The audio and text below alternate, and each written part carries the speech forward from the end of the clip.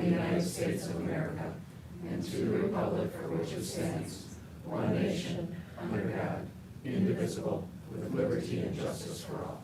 Thank you. And if we could have a motion to approve the agenda. So moved. Second. Any discussion? Hearing none, all in favor state aye. Aye. Any opposed? Chair votes aye. Roll call, Mark Mansell will not be joining us tonight and Rebecca Bursey. will not. And Rebecca Bursey will not be joining us tonight, but we do have a quorum, so we'll move forward. In that respect, let's go to item 5, approval of the minutes of our September 26th meeting and our closed session minutes of that same date. So moved. Seconded. Any discussion? Hearing none, all in favor state aye. Aye. Any opposed? Abstain. I wasn't there. So. Okay. Chair votes aye. Student representatives, hello. Hello. Welcome. We're glad to have you folks back. Thank you for having us. All right. Why don't we start with Megan Grunlow from North High School. Speak up. We're anxious to hear from you. All right, well, good morning, or good afternoon, everyone. Good evening, good night. My name is Megan Sunshine Greenwell, but everyone just calls me Sunny. I'm a junior this year, as well as the Student Council Vice President for Sheboygan North High School. I live with my mom, my dad, and my twin brother, and along with many other juniors, I am still unsure about my plans after high school, but I do know that I want to go to college and eventually get an amazing job. But before I begin, feel free to ask me any questions at any point. All right, well, the first thing I want to go over is the events leading up to the start of the school year. The Student Council Executive Board met over the summer to ensure everything would go as planned, with our main focus being on diversity. This year, the Student Council has been extending input from other student groups to increase engagement and connection with the school. With that being said, we fit in 3 football games before the start of the school year with an overwhelming amount of participation by the incoming freshmen. On Tuesday, September 5th, we had our freshman and new students orientation. This was organized by North's Blue Crew, whose main focus was on creating the utmost welcoming environment for all of the new students. That day, we also hosted our annual activity fair. This gives students an opportunity to explore the activities we offer at North and become more involved. On the first day of school for all students, which was on Wednesday, September 6th, the Student Council wrote kind messages and drew a ton of fun smiley faces on the cement near the main entrance to add to the welcoming environment on such a stressful day. A few weeks later, on October 4th, freshmen, sophomores, and juniors took the pre-ACT. As someone who has had their score consistently increase throughout the years, I want to thank the district for funding this test. It serves as great practice for students planning on taking the real ACT. Along with that, I want to thank the district for providing free CAP credits to students through Lakeland. I can't describe how beneficial this is to our student body. On the other hand, we had our first blood drive this year. We had almost 60 kids donate and saved around 108 lives. Fast track to homecoming week, where despite the bad weather, we were still able to have window painting, powder buff, powder puff, the pep rally, the homecoming game, and the dance. Coming up, we have our Mean Girls musical with a culmination of North and South students. We also have 2 community service days and a career fair to give students an opportunity to give back to the public and talk to professionals about possible areas of career interest. Throughout the beginning of the year, we have had 8 innovators through our Innovator Fellowship Program start their year-long projects. These projects range from a women empowerment camp to a political engagement website to a musical garden and even a hearing loop that blocks out unnecessary noises at stores. We are also hosting 7 exchange students, 5 being from Germany, 1 being from Poland, and 1 being from Spain. North has received state and national recognition as well. The football team made it to playoffs for the 2nd year in a row, and the boys soccer team placed 3rd in the conference.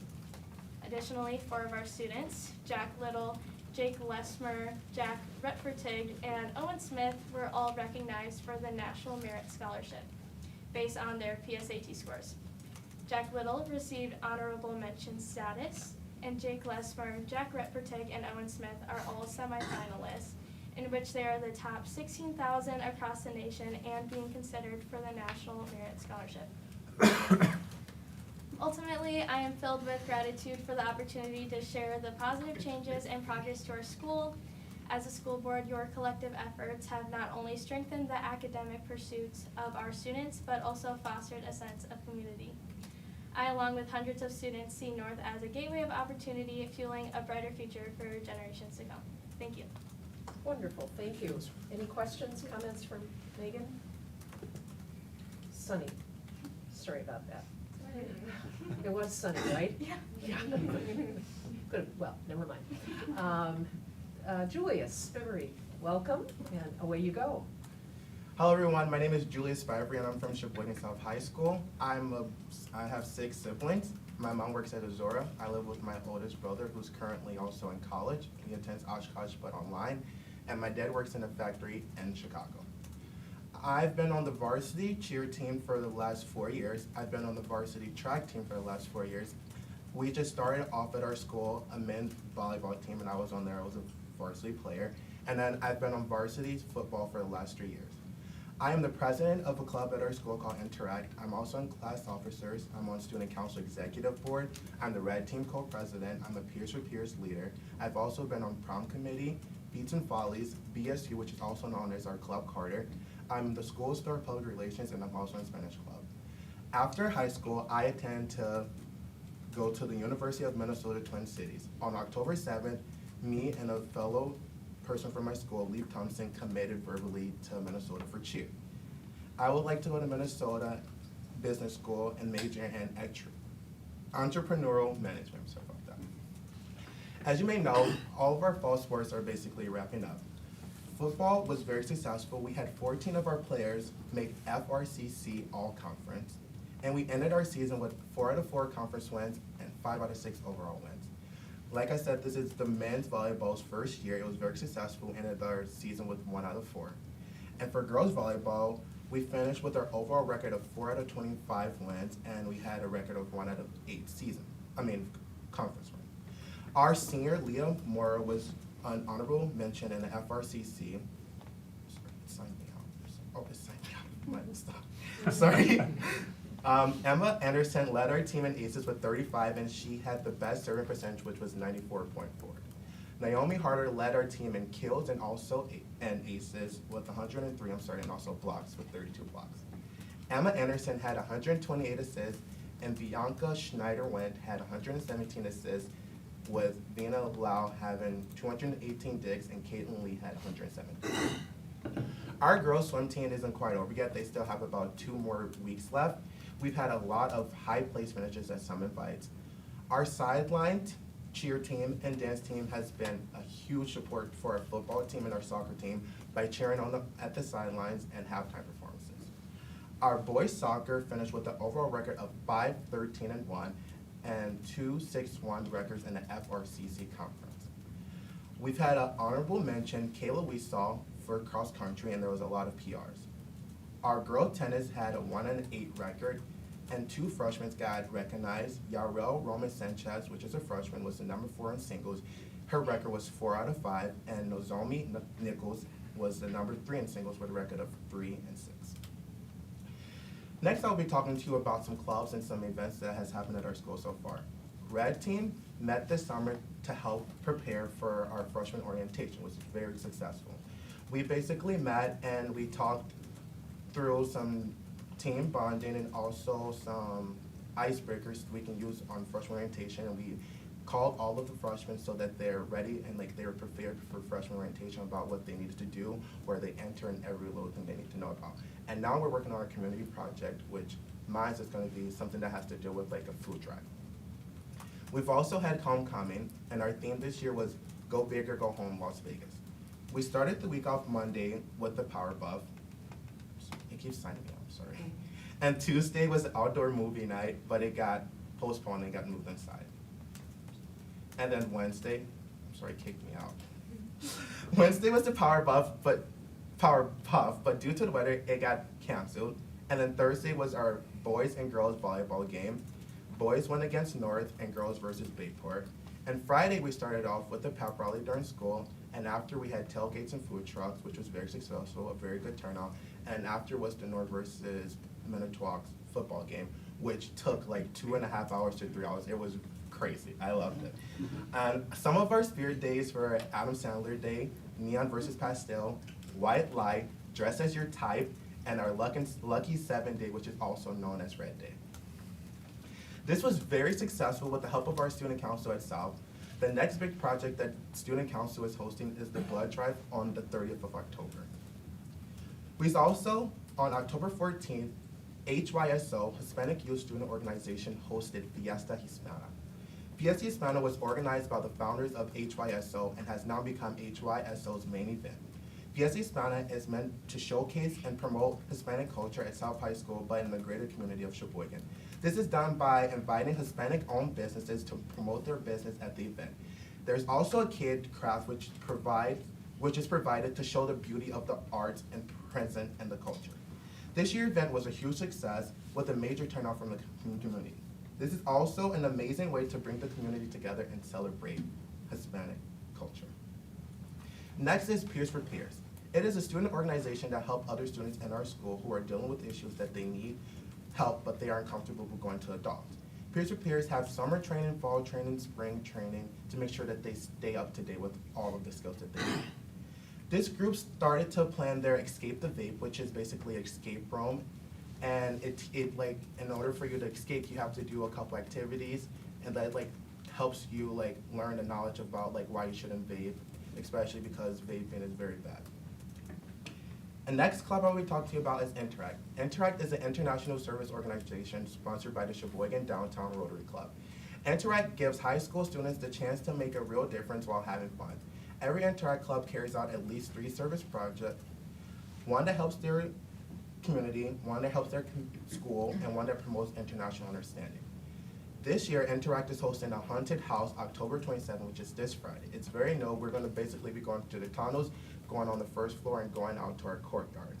We are going to have our second annual chili cook-off December 13th, and we're going to send a couple of our students in Interact, including me. We're going to be going to Guatemala for a week, helping Common Hopes. And then we'll have a block party in the spring, which we had last as well. Here are some highlights on things that are coming up that you might want to be aware of. South High is hosting our Veterans Day program on November 9th from 9 to 11. We also have our concert series with orchestras, December 4th, band, December 11th, choir, December 18th. I am in 4 CAP classes, and I would like to thank the district for having 2 of them, CAP Macro and CAP Business Management, be free through the Lakeland thing, through the Lakeland scholarship.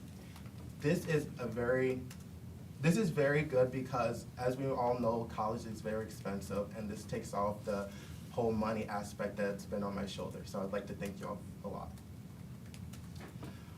Also, outside of activities, we have advisory 4 times a week. For the month of September, we've been talking about pride and effort during the month of October. And in advisory, we have short presentations that we all have to watch, and then we have to do activities, and we have our restorative practice circles. In advisory, we talk about scholarships for the seniors. We had a whole senior meeting. We talked about scholarships and career readiness. And then for juniors, they've been doing their pre-ACT practice, and we'd like to also thank you for sponsoring that and having it free and the resource there for people to take the pre-ACT. Speaking of the pre-ACT, South High School sponsored a couple kids, including me from last year, who didn't do so well on the ACT, and I would like to thank South High School, and we are hopefully getting good results back from that. And then the upcoming advisory lessons for the rest of the year is going to be about college and career readiness, so we can make sure everyone succeeds. And next month, the juniors will be starting their junior conference with their parents and counselors. That will be all. Any questions? Wow. Any questions? Thank you. Oh, Am I sweating a little? Thank you both, we really appreciate it. It's hot. No, you both did very, very well. Great job. It's okay, deep breath, and you'll be fine. Thanks again, we really appreciate it. Looking forward to seeing you again. Thank you. All right. Thank you, Julius. Thank you, Sonny. Thank you. Have a great night. Yes, Thank you, too. as well. Oh my God. That was his better set. All right. I know we make people nervous, but. Well, that was quite wonderful. Is there anyone here for community input tonight? All right. See no one, we'll move on to Seth's superintendent's report. It's always great to have the students back, and Sure as you is. know, we're on the rotation, north and south, and then next month, Central, Etude, and Warner students will present and be with us. It's always great to hear the kid perspective and understanding of what they are doing at the school and hearing. Many of the things I was gonna share tonight, they've already covered, so I was gonna talk about the Veterans Program at South High on November the 9th. So please, if you'd like to join us, please do so. I was also gonna talk about Fiesta Hispana, and obviously that was covered by Julius. And the musical coming up on November 3rd through the 5th and 9th through the 11th. Mean Girls high school version. It'll be at North High School in the auditorium. The only other two things that, since I sold my thunder, which is great, is in the fall, the Sheboygan Area School District, in the fall edition of Teaching Today, Wisconsin, we had a great story about Red Raider manufacturing programs were featured. We created through the Advanced Technology Centers in collaboration with investments in the areas, obviously with our community. One of the articles spoke about how the Red Raider manufacturing oversight team has worked with the manufacturers and our tech colleges, and the ability for us to provide on-the-job training for students. And it was great to hear perspectives from 3 North and South students who and graduates who took part in the opportunities, and really talking about how their coursework and their on-the-job experiences really blended well and helped them determine their path that they're choosing. One of the students talked about the electromagnetic and electrician field, which was just outstanding. And then finally, for my report tonight is, I know we've been waiting for the conclusion of our sale of land to Freighter, and it's been a long process as they work through their due diligence, et cetera. Mark and I are happy to announce that tomorrow at 10 a.m., he and I were probably going to Milwaukee to sign the final paperwork, and that will close that purchase of that property to Freighter. So wanted to give you an update on that. And again, that's been a long process, but we're glad it's coming to an end. Here, here. Here, here. Any questions, comments for Seth? All right. Let's move along to our miscellaneous section. A, assessment data. Jake and Kelly, coming up.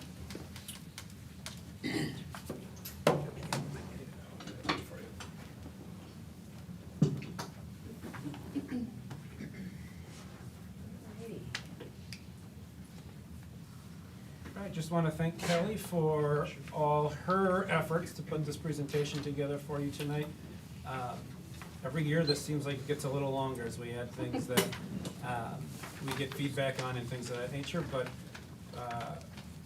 we certainly appreciate your feedback, and you can certainly give it here too. If there's things you'd like to see, that you'd like us to come back with, that you don't care to see, we can take things off as well. Overall, I think you're going to see pretty good data and good trend lines from our schools. We'll highlight some areas of strength, some areas where we want to improve, and then talk comparables a little bit. So I'll hand it over to you, Kelly. Great, thank you. Good evening. On October 10th, the Department of Public Instruction released statewide results for the forward exam, the ACT, and pre-ACT secure assessments given to our students during the spring of the 22-23 school year.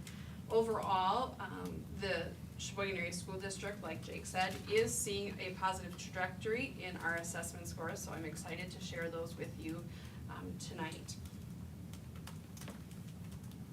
So a couple things, again, I know we've been sharing this information with you for some time, but wanted to just circle back on what it is the Wisconsin Student Assessment System contains. So the forward exam is an assessment that we proctor to students in grades 3 through 8 for English Language Arts and Mathematics, as well as 4th and 8th grade in Science, and 4th, 8th, and 10th in Social Studies. For a small portion of our special education students, we proctor the DLM, the Dynamic Learning Maps, for students who do not participate in the forward exam or pre-ACT. The pre-ACT Secure is a new assessment proctored in 9th and 10th grade and covers English, reading, mathematics, and science. And finally, the ACT, which many of us are very familiar with, is proctored in 11th grade and covers reading, English, mathematics, science, and writing. This state assessment system provides a common measure of achievement across students in the state. One thing I wanted to note was that when we're looking at our assessment data, there is a recent study as recent as 2021 that looks at the U.S. Department of Education found that our performance level expectations in Wisconsin are among the highest in the nation compared to the proficiency standards of the National Assessment Progress, which is an assessment that is administered nationwide. So when we're looking at this data, we just want to keep that in mind, that we have a high bar in the state of Wisconsin for what we consider proficient and advanced for the students in our state in comparison to the bars set forth by our national assessment. A couple things that we've seen since COVID. Districts with low participation rates should use caution when interpreting student summary reports and making comparisons to the state or across years. Remember that every school in our state had different models in place and different amounts of participation, especially coming out of COVID. Assessment results should be used in conjunction with other data to drive school improvement. The state assessment results are high profile, but only one of the many data points that should be considered in a school improvement planning process. And of course, no single test can tell us whether our students have learned everything that we possibly cover in school. Additionally, local evidence should be reviewed for a more complete picture of that student learning.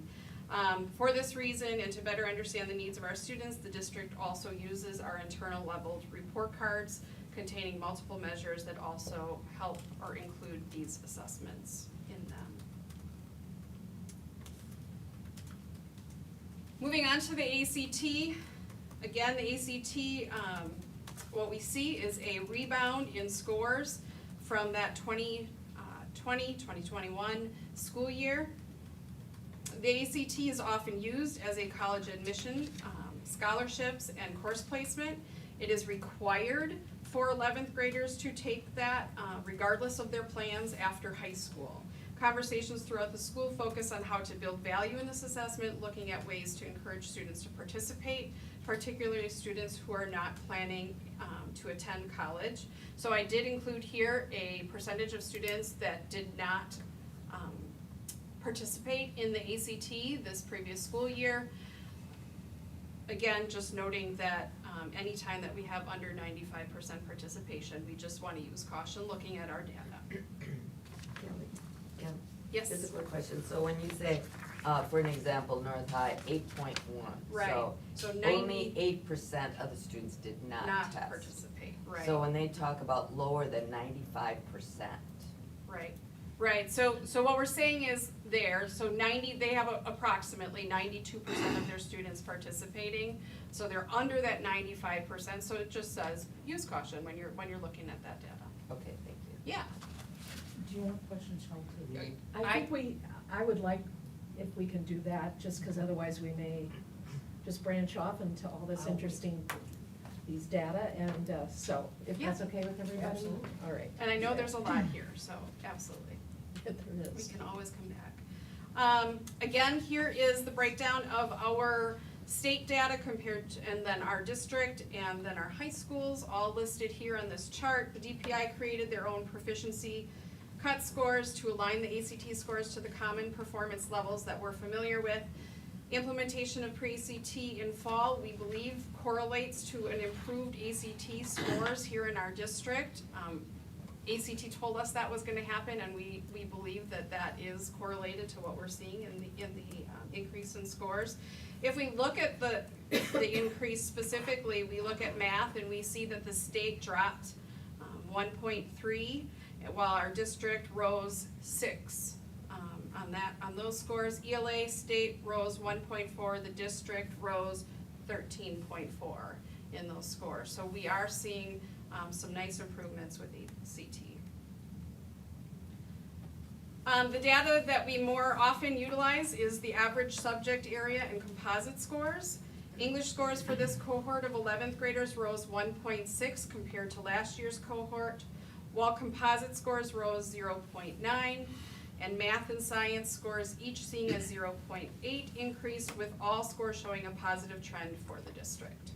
The state sees an increase in English but drops in math and reading, with science and composite scores remaining the same. This data includes all of our students and does not present a way to break the data down to those who are college bound and those who are not. Therefore, we've shared with you North High School and South High School's College and Career Readiness Report Card. Here we bring you all students within our entire district. So again, we have data breaking it down, and we are able to differentiate this data into what their future plans are, looking to those who are headed to the military or trades versus those who are headed onto a four-year university. We use these internal report cards, as you know, to measure this data for all of our students. Here we see how all of them measure up with our career and college readiness indicators.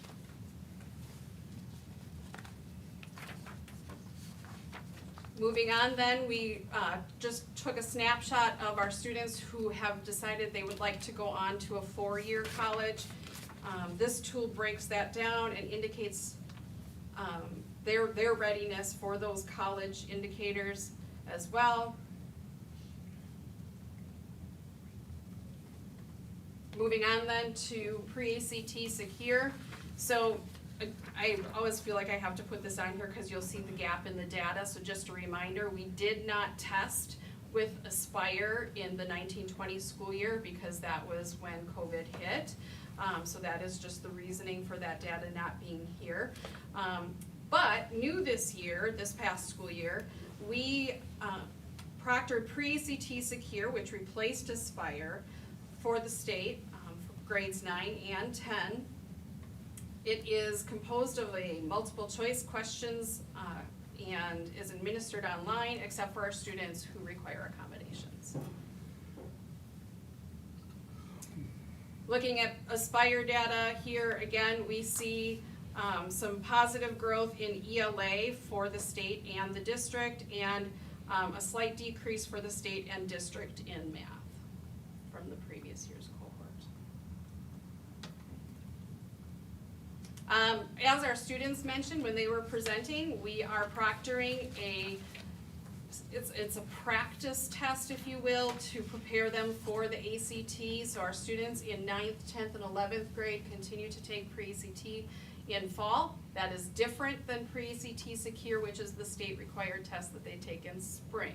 So it is a more of a booklet style test where our students are able to, when they get their report, do some cross-matching. They get a full report on areas of growth, areas that are of strength, and we know that our students are engaging with some tools within the school and also utilizing tutors and things like that with that information they're getting from pre-ACT to prepare for ACT as juniors. So we continue to see that, and as I said earlier, we believe this is helping our students with their overall achievement on those tests. Moving on to forward exam, same bullet warning there at the top. But kind of to just let you know, coming this school year, in this spring 2024, we will have a repurposed forward exam that's aligned to the standards that were adopted by the state in 2020 for ELA and 2021 for math. We have plans to get those practice tests out in front of our students and our staff because there will be some samples out there so our students know what to expect on that new version of the assessment. Obviously, we'll be sharing more information as we know it, and it is literally just coming to us now. So for forward exam, when we look at the data here, quite positive things happening at our elementary schools. We are looking better than the state in the area of math. We are significantly better than the state also in ELA. So again, some positive movement there, helping to close those gaps. It's broken down here by school for you to review. Yeah, let me make a point on the schools quickly, just so you remember. Report card scores are embargoed until November, but we're guessing November. We have those already. You're gonna see some really interesting things. And we're fine as a district, but you'll see some interesting movement around schools. And when you see that, I would urge you to come back to this slide. So when you see a school like Jackson go up 12 points for math and 13 for ELA, when you see Cooper go from 28 in math to 39, things of that nature, and we're seeing what we see on their report card, that's the mind-boggling part of the state report cards to us. So just keep that in mind as that information comes up too. We don't always have a board meeting that falls as closely as we'd like to of the release of those report card scores, but this is a good slide to go back to and kind of reference as to how those schools are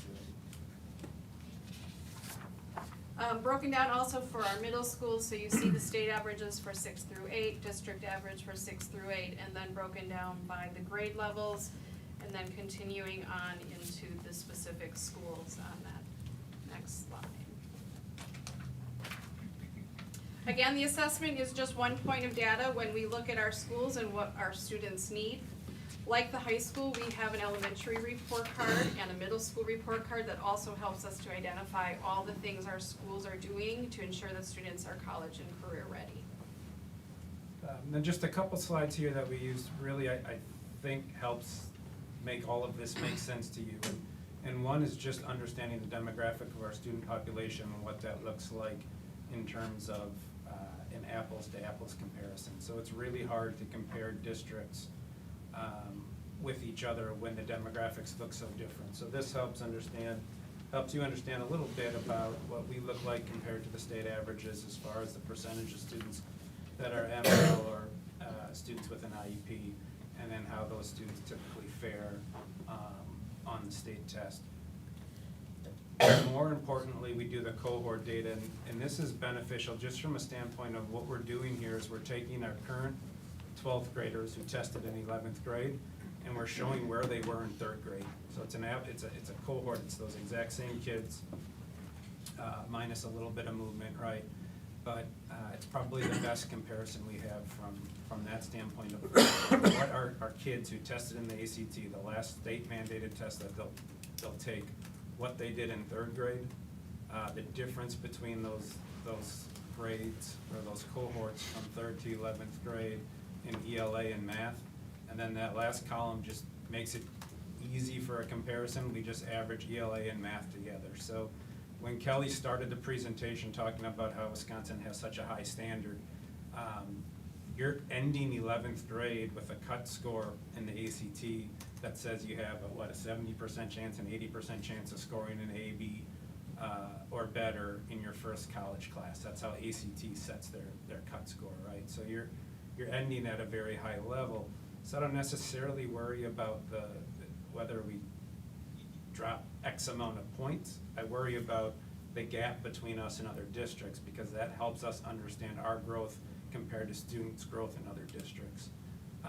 So we work with some outside groups on setting up our cohort data, 4,000 to 20,000 kids, districts between 45 and 65% for introduced last year, right? We're at about 64% this year.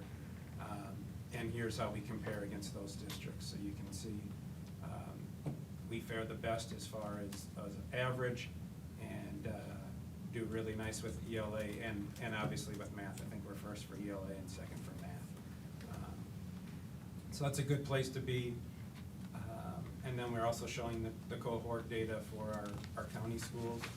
And I think we finished second there behind Cedar Grove, who had some nice scores for their cohort. But we're feeling good about where we are, and you see some things that I think that are pretty interesting when you look at it this way. And we've looked at this data for so many different districts that it proves to be pretty good data, because you can look at a school that's very low free and reduced lunch and see Howard's Grove drops 36 points, Ecolder drops 18 points, Lewisburg drops 17 points. That's not the case at some districts that are affluent. So you can't just look at it and say, okay, well, their kids come in high and it's hard to keep them high. Whitefish Bay has a positive number on their cohort data often, things of that nature. So this is good data for us to look at. We look at so many different districts. We have to hand calculate it, but we want to find districts that are doing well here and see what they're doing. And we fare pretty well, but there's definitely some room for improvement. So we're feeling pretty good there. We like that data. I think it makes sense to people and helps kind of put apples to apples. The other thing that'll be really nice here is with Act 20, we're gonna start getting data on kids as early as 4K kindergarten. So that'll paint a better picture of where students are coming in. What's hard now is you don't know what's happening between kindergarten and third grade. And an apples to apples comparison across districts. So we'll have that data again as well. So what I had asked then, Jim for English Language Arts, Jim Renzelman for English Language Arts, and Eric Spielman for math is knowing where we're at with our assessment data, what do we attribute the data, the improvements, and the areas for growth, where are we at with those kinds of things. So here's some of that information. ELA teams in high school have aligned their core standards to the ACT benchmarks and have identified criteria for proficiency at each level. At the middle school level, ELA teachers are using the core resources that provides targeted support on specific standards. Lexia is used in K through 5th grade, has had positive gains within Lexia, again attributing the gains that we're seeing in ELA on our forward exam. In math, elementary math scores have seen a significant gain since the adoption of Bridges, and average ACT math scores are trending upwards towards the pre-COVID levels in 19-20 school year compared to this past school year. So we're seeing a return to scores pre-COVID. Opportunities for growth. In English Language Arts, continue to use the pre-ACT data to support instruction in our ELA classrooms. I had referenced that in the past, where our teachers can look at what the questions are, how our students are responding, the level of rigor of those kinds of questions, and making sure that the curriculum matches that level of rigor. So continuing to use that pre-ACT data with teachers and their instructional practices, utilizing forward subtopic scores to identify essential standards in ELA and social studies. This work has begun where we're digging into what we can get at with those forward exam scores, and being able to break that down to what that means in the classroom. Using Lexia in K through 8th grade and as an intervention in high schools to target individual student needs and literacy, because we see that as a positive tool, expanding that and using that more regularly in those upper grades. In math, developing consistency of math strategies from elementary to middle school, and ensuring alignment of that forward and ACT rigor to the unit common assessments and instruction. So those things are underway. We are working on those things, and like I said, those are what we're taking back as far as the assessment scores are concerned.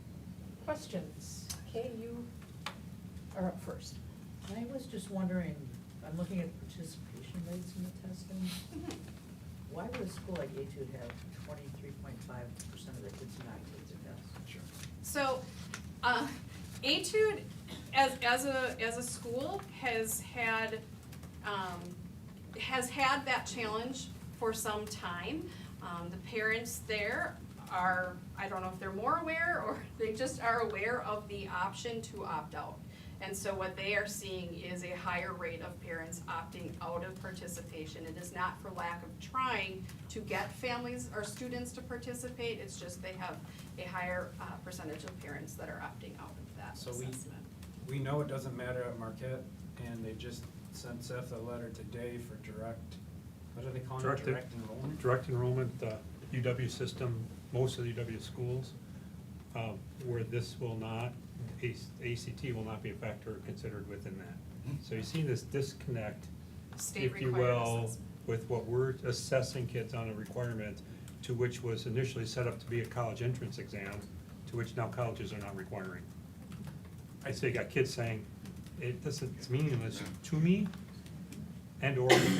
And what they're asking for is exactly what we look at in our college and career readiness, right? So it's an opportunity, I think, for our district to say, yep, we knew it, we beat them to it.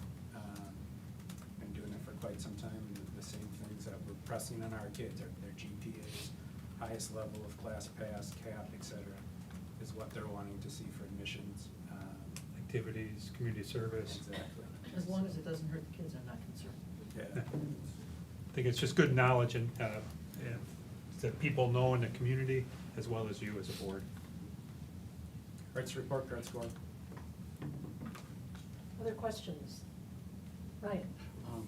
Thank you, Madam President. Just a quick question in regards to Alex. I thought we were using Alex as well to help with the math scores.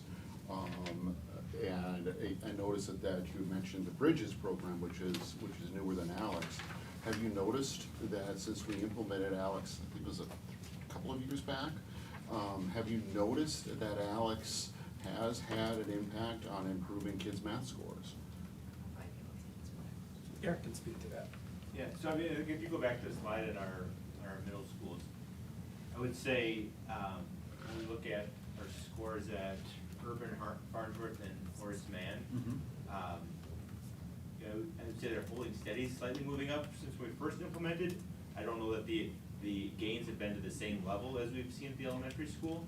I think we're still continuing to work with our teachers on kind of how to best implement and work directly with kids. So the program itself is valuable for the kids, but to be able to kind of intervene with the kids that are struggling and kind of help support them and not just have the program do all the work is something we're still trying to work on with our structure.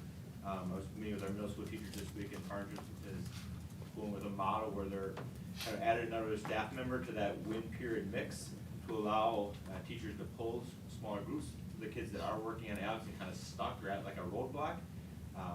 So yeah, to answer your question, I would say that we've seen some moderate gains. I don't know that those are ones that I would be celebrating to the same level as we're at with the elementary at the moment. That's why I wanted to ask that question. Thank you. Yep. I just wanted to, first of all, thank you for the summary of all of the testing that we do and the acronyms. That's why people opt out. And it really is fairly mind-boggling. Do we have any sense, or is there, are there data that would indicate a percentage of our students who simply don't perform well on multiple choice exams?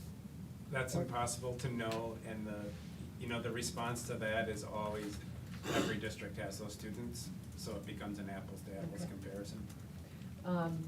And that's why the career and college readiness data are so important. You got it, and you heard that from the gentleman that spoke today when he said, I'm working on my ACT score, and you heard everything he did to try to relegate a student to a test score. I mean, that's what I heard when I'm sitting there, right? Like, that kid is so much more than a test score, and that's what we do, so. And I also just read a really interesting article today that the series of studies that really directly track economic disadvantage with economic advantage and the extreme difference in test score results. It was, and it even had graphics that I could understand, was really pretty amazing. So I think that we always just need to keep that in mind as this wonderful world that we work in here, and so. All And that's right. the pre-ACT as well, and you heard the kids all thank you for that. Yeah. That's an opportunity for them to take it where they couldn't afford, many kids couldn't afford to do it before. Scores get better each time they take it, so that's a huge advantage for our kids. Sue? Just a quick question, that summary, the cohort data, Mhm. RC score, RC rating, can you show me again what RC means? Report card score. Report card score. So Rating. is there a correlation then with the state when they give us those report cards and they say, not, exceeding or meeting expectations, and yet we come out with a report card score of 60, which meets expectations? How does Yeah. that correlate, Jake? There isn't, and that's the crazy part about it, right? So, and I'm telling you, you're gonna see James Mattis, you're gonna see Jackson's report card score drop. Their report card score is going to drop. They went from 34.4% advanced and proficient to 46.3 in math, and from 28.5 to 41.5 in ELA. Their score's gonna drop, and you're gonna hear that they didn't have good growth. Or, and you call DPI and you ask, and it's the value-added formula, and that's the way it goes, and there's cohorts, and there's this, and there's that. Yeah. It makes no sense. Right. Well, thank you for taking us through that in a timely fashion. Thank you both. Thank you, Kelly. Madam President, may I suggest, knowing that we have to break at that hard stop at 7 o'clock, and knowing that the third Friday in the calendar proposals will probably take longer than 12 minutes, that we skip those for momentarily and move on to item D, and then the policies, and see how far we can get before that 7 All right. o'clock break. Everyone, Everybody understands that we Okay with need to that? stop directly at 7 for that. I even set my timer for 7 o'clock, so. Wonderful. So if you're okay with that, Jake? That's great. All right. So did you want to start at C or D? D. D, all right. We have tabulation of bids for vaping detector purchase and installation. Yeah, so a lot of thanks to Jeremy and our electronics team. And really Kevin piloted these a little bit at South.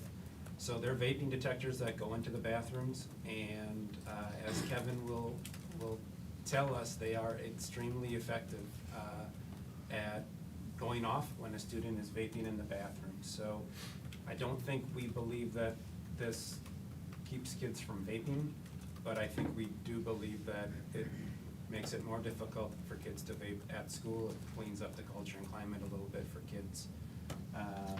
And ultimately, it does allow us to catch some kids vaping and have discussions with them about the dangers and get them some support and help. So we bid this out for all of our middle schools and high schools, and Camera Corner came in at the low bid, so we're asking for your approval to accept the Camera Corner bid and put the vaping sensors in our middle schools and our high schools. Do we have a motion to do that? I have a question, please. Go ahead, sure.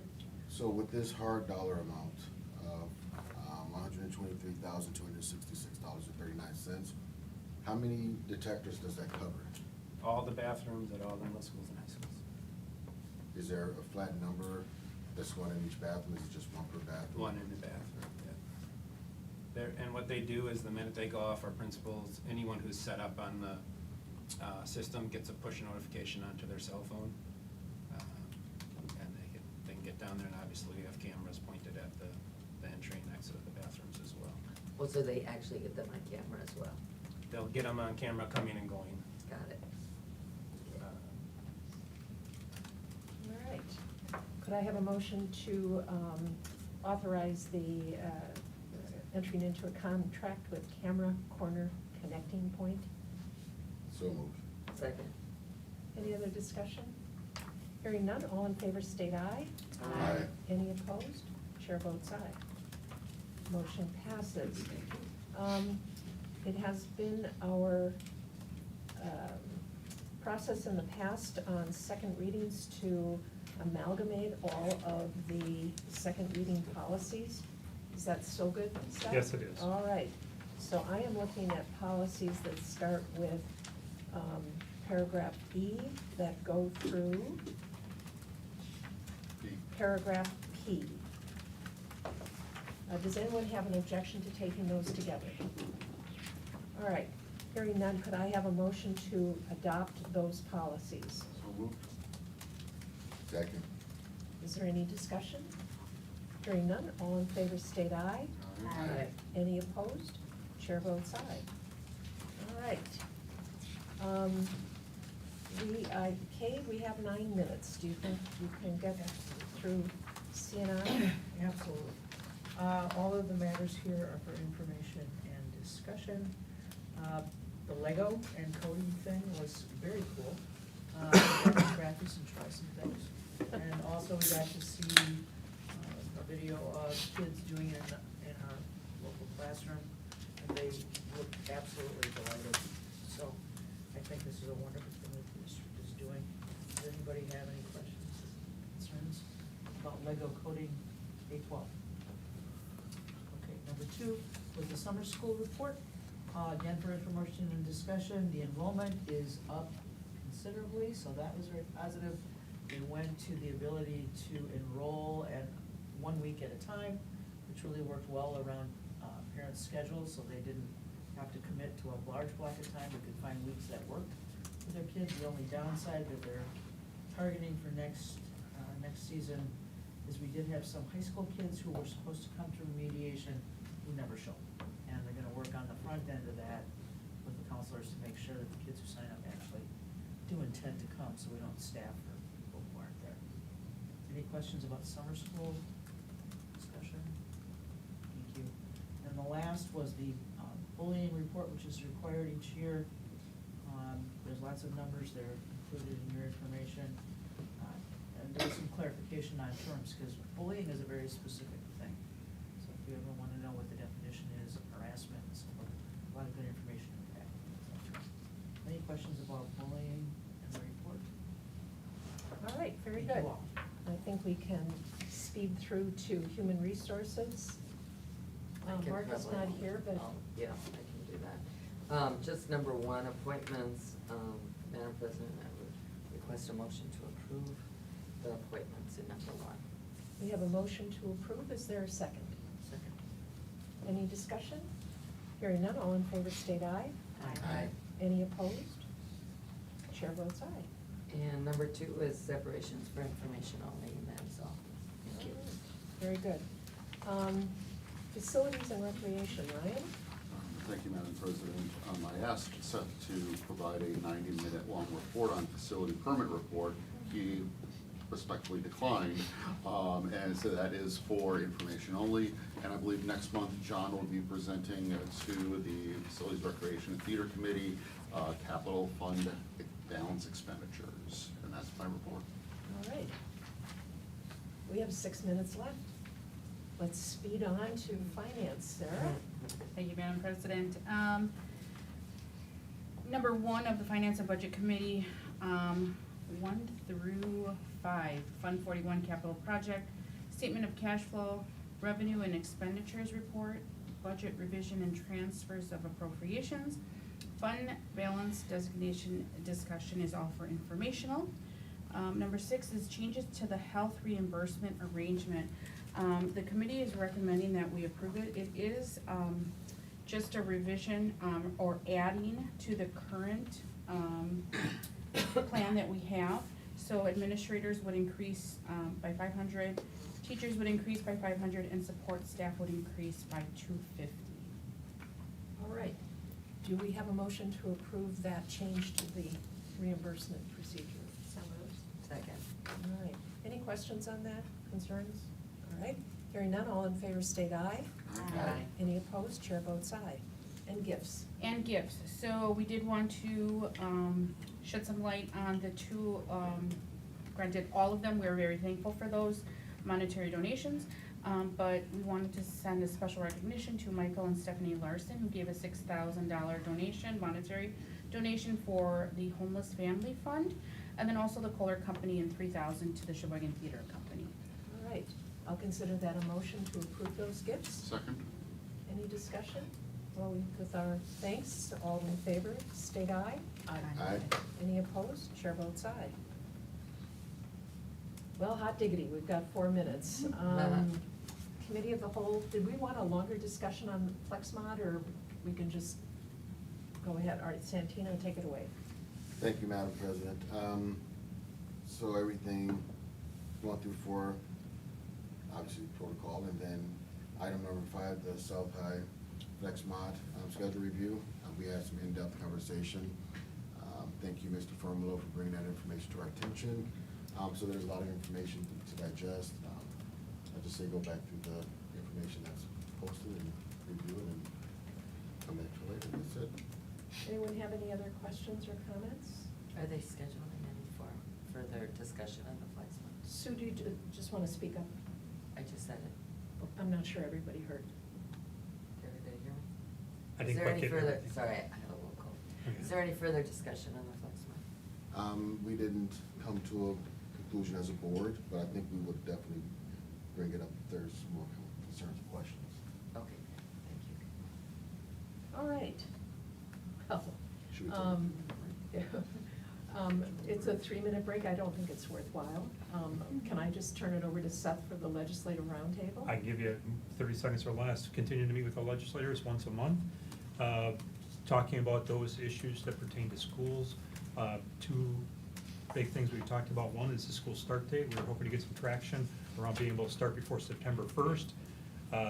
Representative Kitchens leads the Education Committee in the Assembly. He has said that that's a non-starter for him, and he will not call a motion or a hearing on it to the floor. Obviously, he represents Door County, and he said it's not gonna happen. So that feels pretty much dead in the water. We're hoping for some flexibility. And then we continue to talk about transparency and accountability and the changes or the differentiation between our 2 systems of education, both the voucher program, which you're gonna hear some more about tonight in terms of funding, but also the accountability side, testing, open records laws, those kinds of things. We continue to have those ongoing discussions with our legislators around the contrast to the 2 systems that are being created in Wisconsin around public ed. Are we getting good participation? Our local politicians are there. Great, Yep. that's wonderful. So we have a couple minutes. I just need a glass of water. So let's stand up and then we'll switch back to Speth, Yep. if that's okay. Yep. Hot diggity. I need water.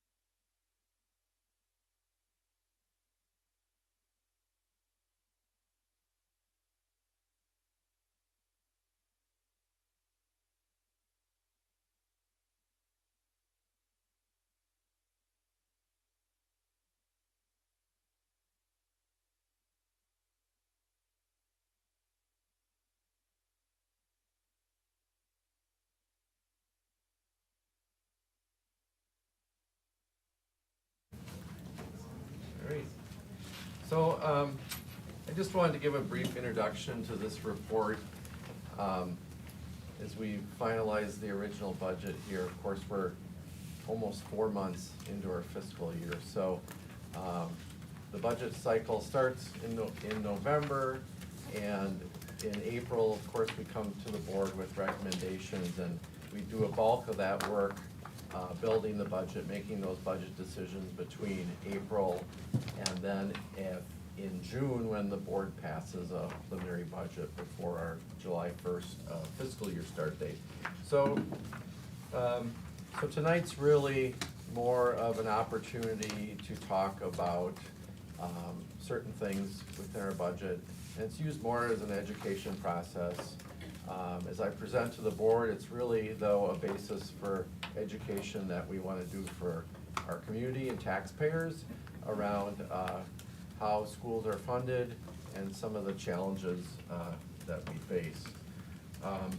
We're going to talk a lot in this presentation about this Wisconsin State private school voucher system. We're doing that not to debate the program itself. We work very closely with the private schools that are part of that system. Their administrators, teachers share the same passion we do with educating kids, so that's not the point. But we do feel that there's a lot of education about the program that needs to take place. I think there's a lot of lack of transparency, and I think the funding for the program is starting to get politically motivated, and there's some discrepancy between what those voucher schools are getting and what the state public schools are getting. So we're gonna take a look at that. We're also going to take a look at how well our district has done with fiscal responsibility over the years. So decisions the boards here for the district have made over the years have been very beneficial to our taxpayers. For example, we have not gone out to our taxpayers and asked for a levy increase to go over the revenue limit. If you look around the state, at most districts our size are operating under a referendum where their voters voted that they could go over the revenue limit. We haven't done that here, so I think we've been responsible. We lived within our means.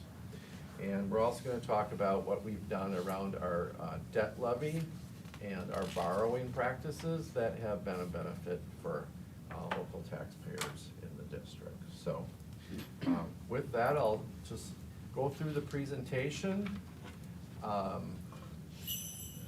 Ask questions anytime. We're going to start just, again, a lot of you know these things, but again, we use this as a point of education for our community. So we operate under revenue caps. And what that means is our revenue cap tells us what we can generate from two items. One is general state aid and one is local tax levy, okay? Again, we have never gone out. The only way we can go over that amount is if we go out for referendum to spend more than that. We have not gone out for that referendum. Revenue caps are calculated. They take the district's 3-year resident enrollment average by a per pupil revenue amount. So our 3-year average, and when we say resident enrollment, that's very different than what Jake's gonna talk about in his enrollment report. He's talking about kids in seats. We're talking about students that live within our district boundaries and either attend a district school, a non-instrumentality charter school, or they open enroll to a neighboring district. We get to count all those students. So that 3-year average is multiplied by our per pupil amount. So for 23-24, that amount was increased to $11,116. So we're just above the minimum amount that the state put in place of $11,000 this year. There were a lot of districts that got up to $900 some increase because they were well below that $11,000 below. So the state also allows for a declining enrollment exemption. So if your 3-year average goes down, you do get an exemption for the amount of kids that went down for 1 year. It doesn't carry over though to future years. Mark, if I may interject, on your designation around counting students that are residents, you talked about public schools, kids attending our public schools or kids attending another public school. Are you meaning then that we do not get to count kids that are attending a voucher school as a Right, resident yeah. child? So homeschool children or children attending private school, we don't get to count those. We only get to count those attending public schools. Thank you, Mark. So, our third Friday, student count, and again, this is that resident enrollment, went down 79 students from last year. That was a little better than what we had projected. So it's a little less than 1%, or 1% decrease. Our summer school enrollment went down 1 FTE, so they don't count summer school students. They count 60% of the equivalent FTE for revenue purposes. So that went down -1, and then our total FTE went down 80 FTE. Our 3-year average then went down 60, so we did get an exemption for those 60 students for this year. Just a quick question on the FTE. So like if I look at the summer school, so 66 students? No. No, they convert minutes in the classroom into, so it'd be equivalent to a full year, and then they take 60% of that. So, because summer school is much shorter, you don't get the full. Because we get funding for that, right, based on how many students we get? Well, it counts for the revenue limit. That's Right. the only funding we get, so. So even if a student comes like half a day or something, we can count that? As long as they're in the classroom, we can count those minutes, yeah. Thank you. So our revenue per member, like I said, went up to $325. The state also gives a per student amount outside of the revenue cap. Has stayed frozen for several years, so that's $742.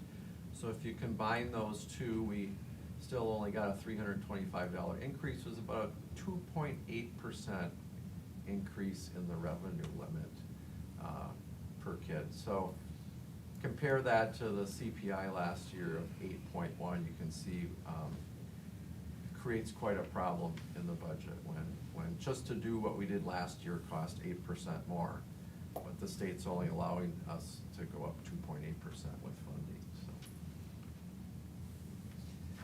So it's one of the things that we talked about earlier about some of the discrepancy in funding for district public schools and the voucher schools. So you can see our school, public schools, $325 increase per student. Voucher K-8 received a $1,494 increase per student.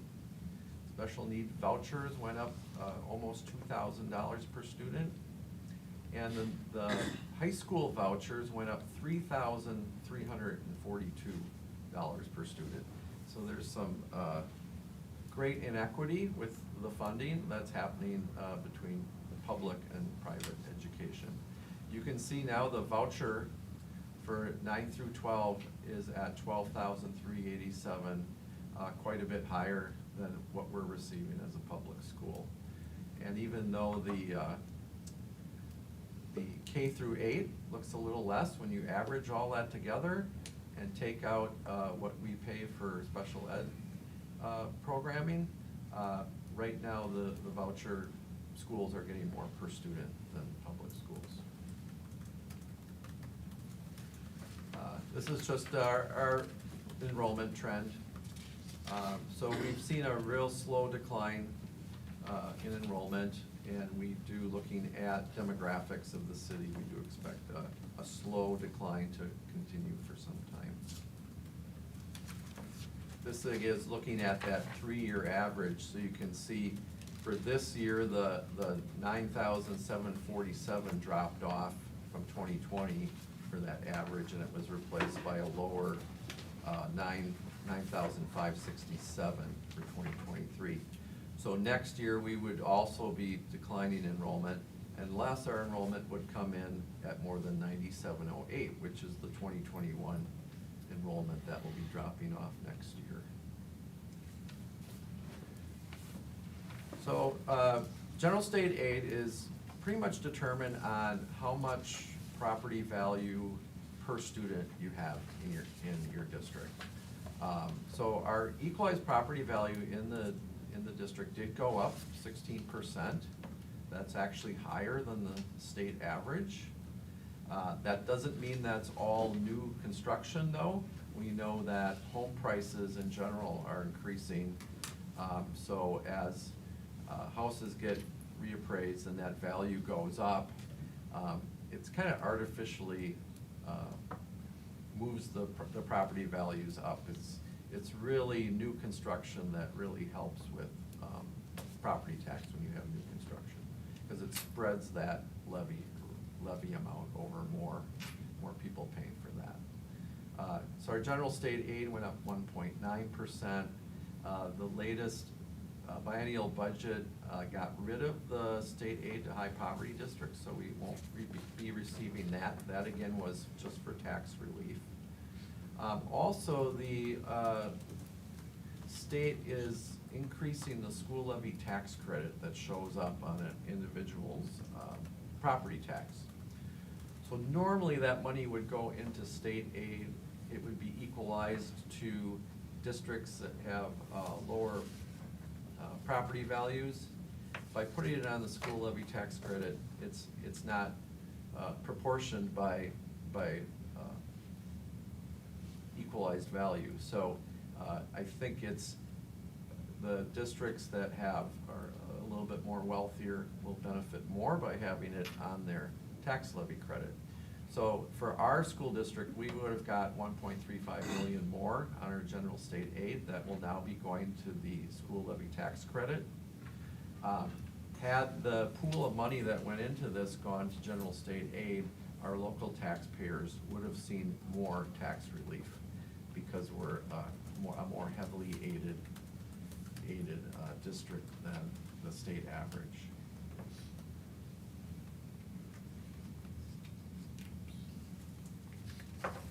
You can see our property value trend over the past 10 years.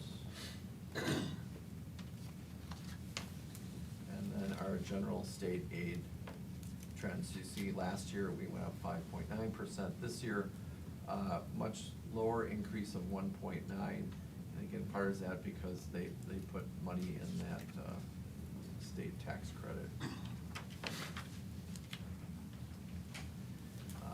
So like I said, our property value per student is below the state average. So we are more heavily funded through state aid than we are from local property tax. So 77% of our funding under the revenue cap is from state aid, 23% is from local tax levy. So this is just an important point to make, that when we get increases in general state aid, it does not increase our spending, it does not increase our revenue. Our revenue cap stays the same. So if our revenue cap's $114,000, on October 15th, the state lets us know what our general state aid is gonna be. This year is $88 million. So now tonight, you're gonna pass a levy that includes local property tax for our general fund of $25 million. If state aid had come in $5 million more, we wouldn't have received $5 million more, we would just levied $5 million less. So that revenue cap stays steady. And a lot of times I think the public sees that we get an increase in state aid, they're thinking that's spendable money for us, and that's not the case. So here's our tax levy. We've broken out the tax levy here for what we levy for the SASD budget and what we also levy for the private school voucher program. So for our purposes, our levy is decreasing by $783,000, but for the private school voucher program, our levy is increasing $1.6 million. So there's a huge discrepancy there. Our levy is going down 2.7%, but for the voucher program, we have to levy 34.8% more. It's important to note that when property owners get their tax bill, that's not broken out on the tax bill. That whole increase is under Sheboygan Area School District. So that's one of the transparency issues that we have with this. So overall, the levy will increase 2.5%. but because the property values also increased, we see that the equalized mill rate per $1,000 of property value went down 80 cents. That doesn't necessarily mean that taxpayers are gonna pay less because the mill rate went down, because when they revalue property in the district, if my house went up, my neighbor's house probably went up to the same percentage. So really, we're divvying up that levy amount pretty much the same. Usually when taxpayers see a decrease is when that mill rate, or that equalized value includes a lot of new construction. And we do have some new construction in the district, but this is mostly the case of just property values increasing by quite a bit.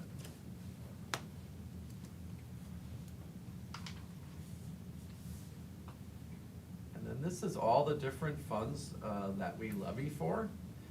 So beside our general fund levy and the private school voucher levy, we also levy for our debt service. We levy for our capital expansion fund, so that's where we do a lot of our roofing and maintenance to our buildings. We also levy for our community recreation fund. And so when we add all those up, you see our total levy is 34.3 million this year, again up 2.45%.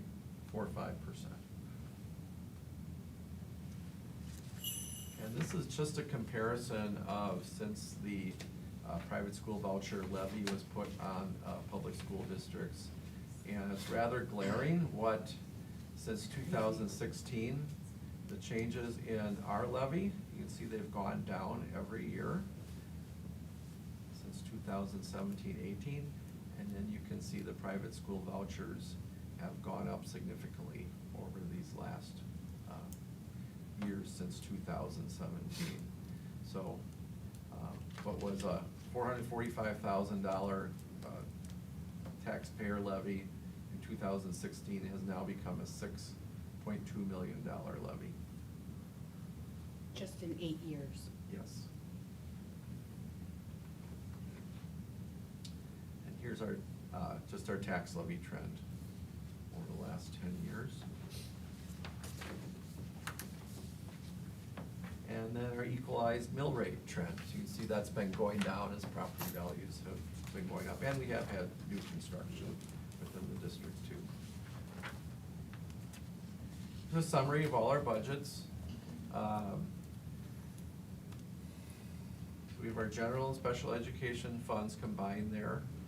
We have, and we have to levy for that. Our special projects funds, that's mostly donated funds that are kept in a separate fund. We don't levy for that.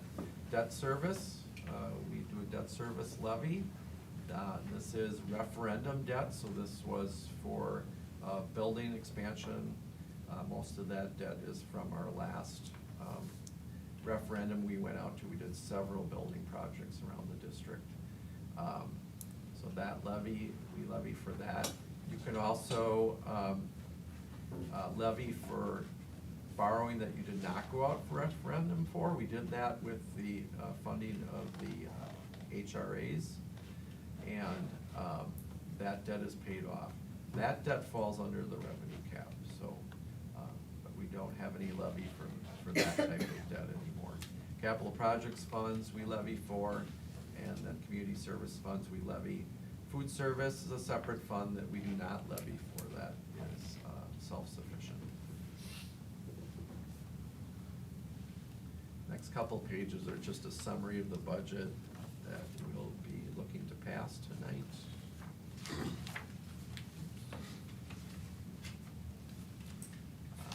This just shows where we spend our money. The first one is expense budget by function. This is what we're spending it for. So 57% direct into the classroom, 31% support, things like guidance, media, libraries, things like that. And then also administration, buildings and grounds, all that technology infrastructure, stuff that's more infrastructure and not spent directly in the classroom, like a classroom teacher or materials used in the classroom. And then non-program transactions, That's mostly open enrollment. So we get to count a student that lives in our boundaries but goes to a neighboring school. We get to count them. We get the full $11,100 for that student, but then we owe back some of that money to the district that's actually teaching that student. So, and it works the other way too. If we have students enrolling in from other districts, we don't get to count them, but we'll get a dollar amount. It's about half, a little over half from the district that they live in. So, expense budget by object, that's what we're spending it on. So most school districts, most of their expenses are from the salary and benefits side. And then we have a smaller amount for purchase services. Those are contractors that we pay. And then supplies and equipment, 5%, very little actually things we're purchasing. And then other 1%, that's things like liability, insurance, dues and fees, things like that. Some of the highlights from the budget this year, and again, these were things that we worked on back from April through June. But we just want to make a note here that we still, for this school year, now we have 11 teaching positions that are being funded with the ESSER grant.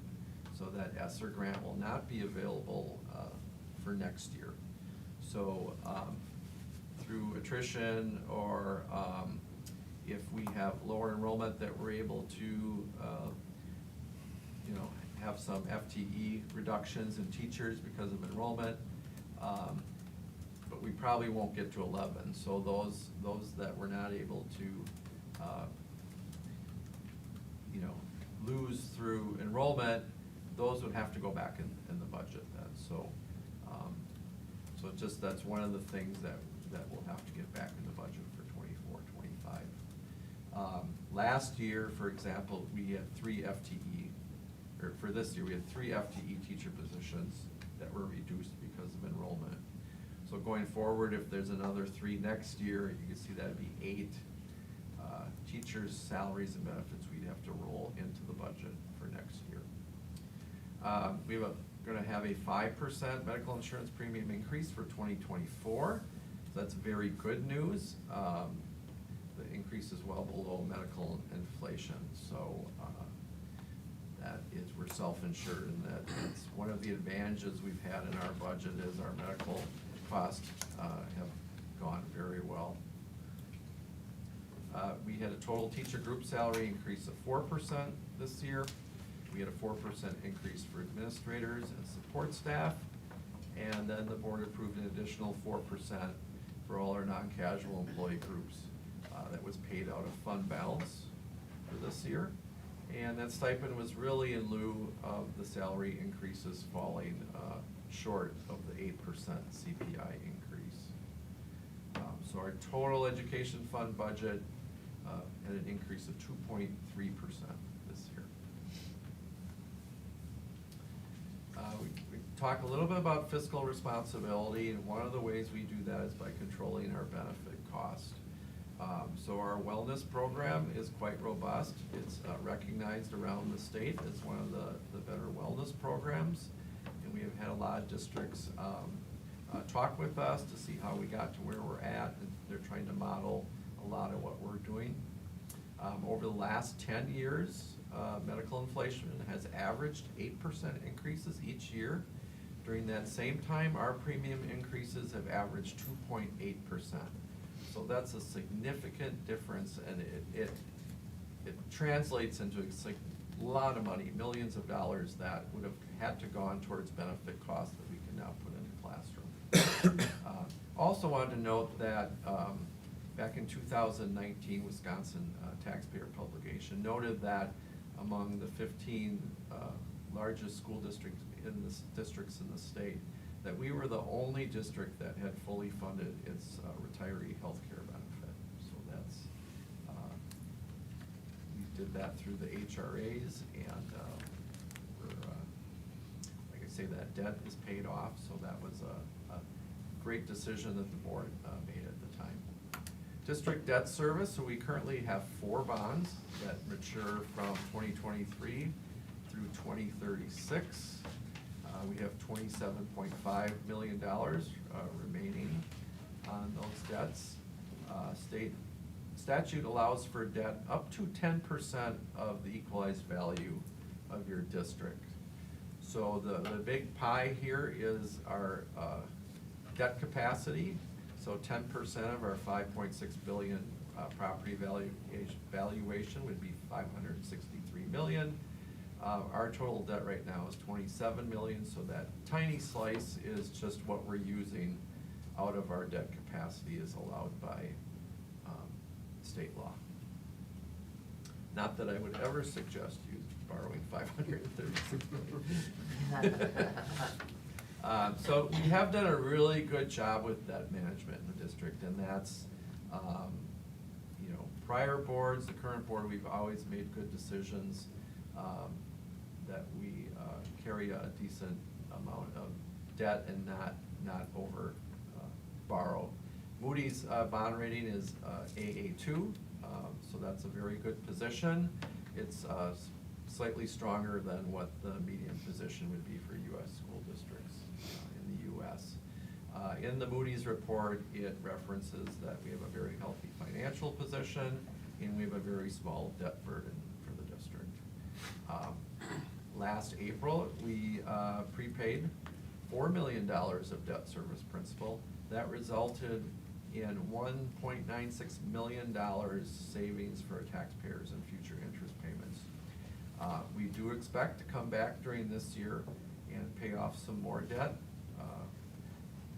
prepay some debt, and we're looking at another $4 million debt service principal going away, which will again result in a lot of interest savings for taxpayers. Just some key points. Again, state budget include $325 per student increase. Our aid increased 1.9%, and again, increases in state aid just go towards local tax levy relief, which is good, but they do not increase the amount of revenue for the district. And although you read in the papers about record funding for public schools, that is not the case. If we go back and look at a graduate of high school last year, so a 2023 high school graduate in our district, if we followed them from when they entered in 4K through 12th grade, the cumulative amount of their per pupil funding behind inflation is $3,235 per student. So you look at our 9,700 students in the district, that means over that career of that student, the district has reduced its budget by $31 million just to keep up with inflation. So we're drastically underfunded public schools, and that's not what you hear. You hear how money keeps going into schools. A lot of that is going to tax relief. It's not going for spendable money. And you can see what we talked about earlier, a lot of that is going towards the voucher school program.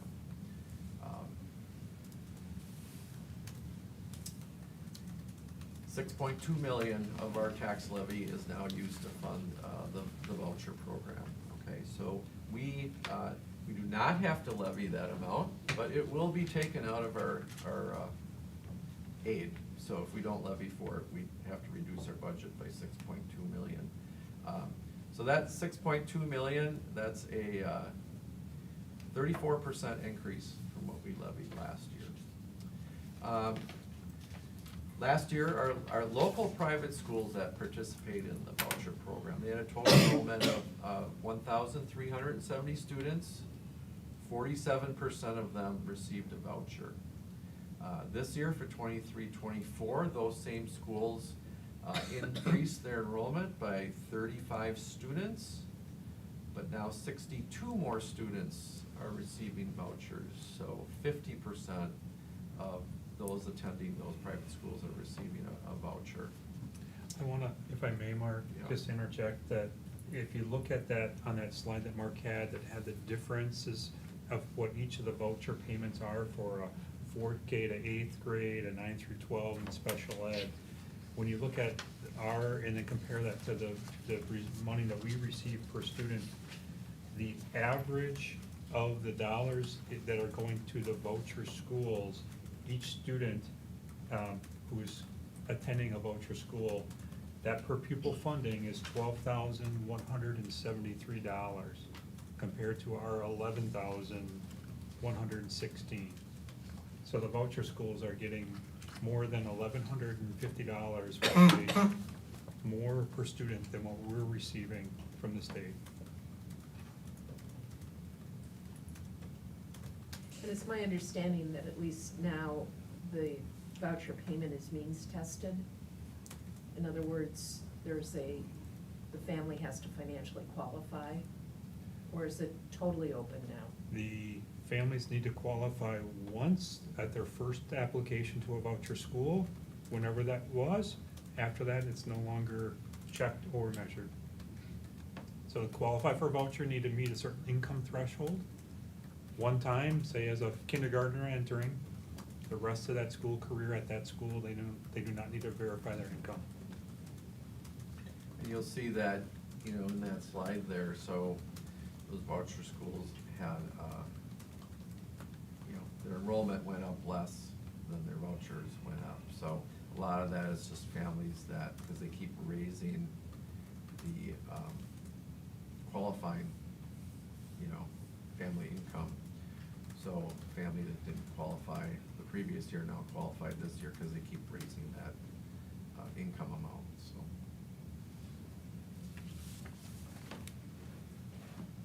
Go ahead, I'm sorry. Yeah, so that's it. So any questions you would have? Glad to answer. So, and I don't have it in front of me, but I remember that the special needs voucher is about $15,000. Yeah, Um, and that's a little misleading too, because they can, let me find the slide here. Yeah.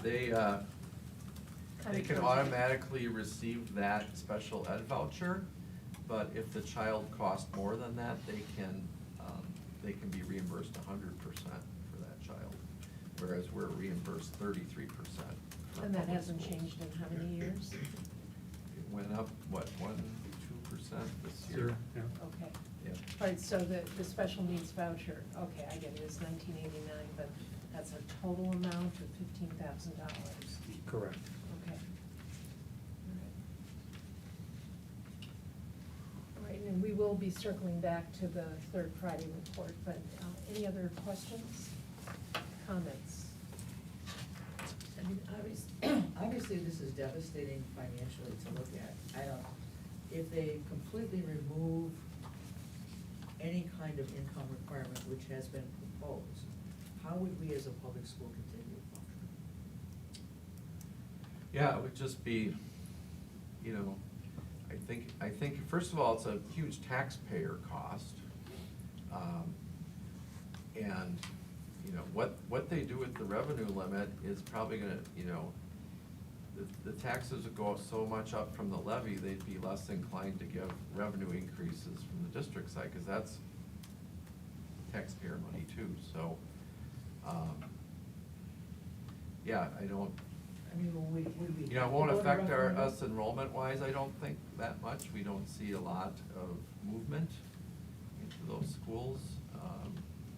But it would certainly, I think, affect what the state would do as far as tax relief for schools.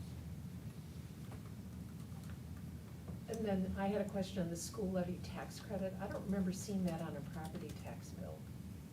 Is that something that comes out as a Yeah, I think specific it's on a amount? separate line. That Is it a separate hasn't been line? utilized in the past 7-8 years that we've received the property school levy tax credit. It was something that was put in the budget this year to, as Mark alluded to, that provided relief not only they reduced that high poverty aid. Right. And and instead of giving it to schools that had less per student of property value, they're giving it to everyone in the state of Wisconsin. Okay. All right. Anything else? I think what I'm gonna do is open it up then for the public hearing, Mhm. and then we'll go back. Then we'll go back to item All R right. then. Is there anyone who wishes tonight to be heard on the budget? Anyone?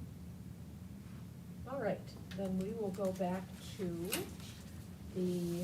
so this is item R, which is the adoption of the 23-24 original budget and certification of the tax levy.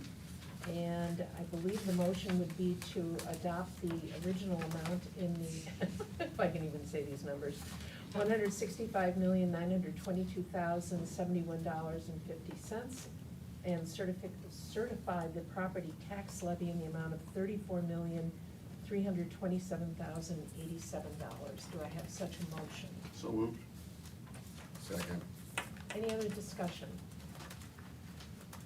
Mark, I just want to thank you personally for me, that this was a very clear, well, as clear as it can get, discussion, or laying out what goes behind building the budget and the challenges we're facing, so many thanks. If I could add to that, I really appreciate your work with the team that is putting this out on social media. It was really, really clear and easy to share, that people could see very specific details, but in a small enough chunk that I think it made sense. So I really appreciate that it was made so easily public. Yeah, Nicole did a great job of kind of taking little bits from this and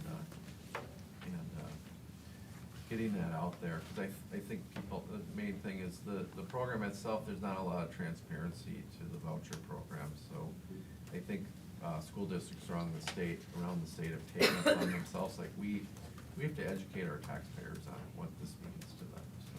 Will that be in the newspaper at all? The way she wrote it was, or it was really from the slides. I thought it was very approachable, and I would love to see that more widely available other than the folks that aren't on Facebook. We have reached out to our local media, and we actually have a local reporter in our audience tonight, so I'm hoping that there'll be a wonderful story. Here, here, thank you. I just have another comment to piggyback off that.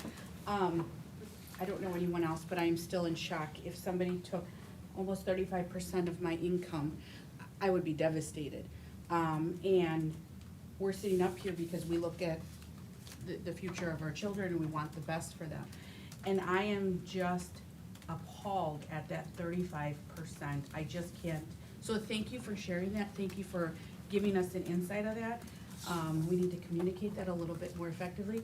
I know that you said on the taxpayers portion, it shares Sheboygan Area School District.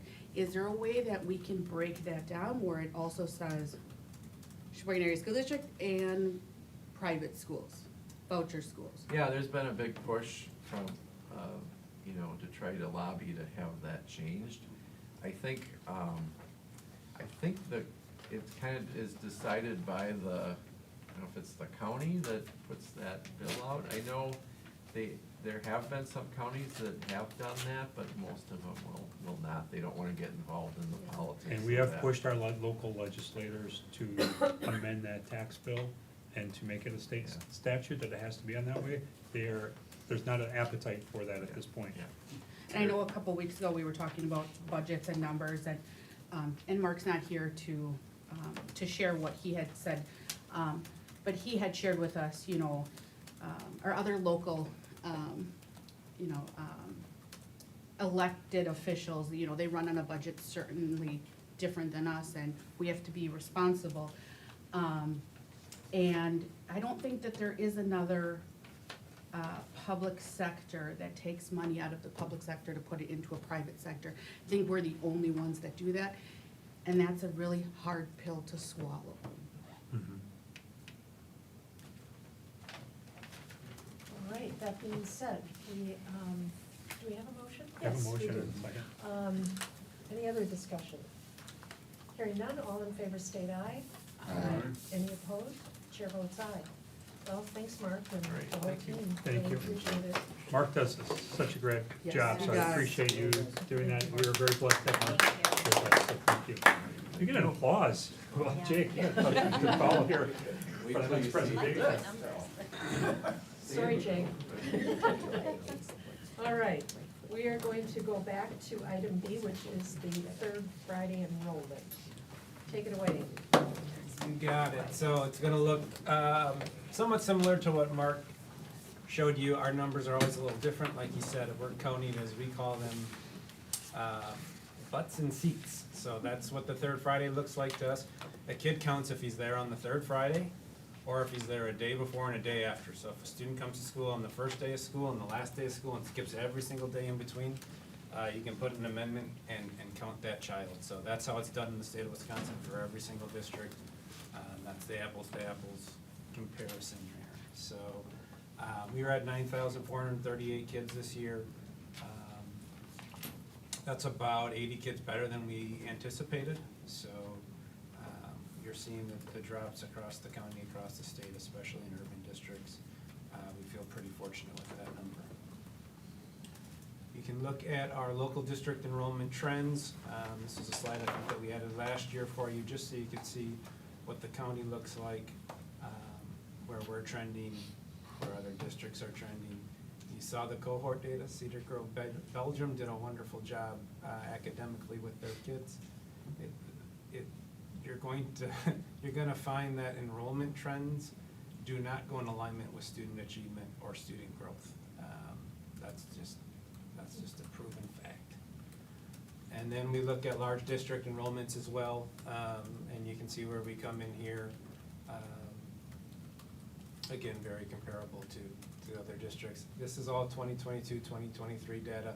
We won't get the 23, 24 until a couple of months when DPI publishes that.